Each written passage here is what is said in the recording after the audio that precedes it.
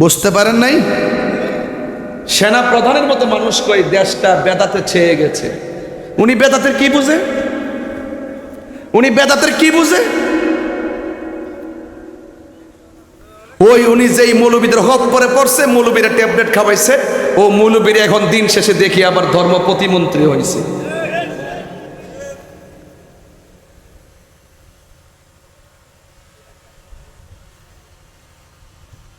এগুলো হলো আমাদের অনৈক্যের ফল।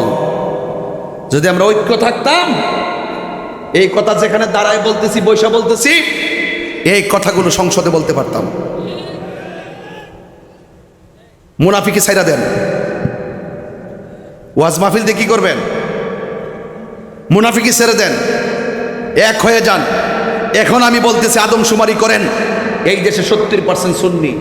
সুন্নি যদি কোরআন শরীফের শপথ করে নবী পাকের মহব্বত নিয়ে মাঠে নামে, আর যদি রাষ্ট্রের গুরুত্বপূর্ণ জায়গায় জনগণ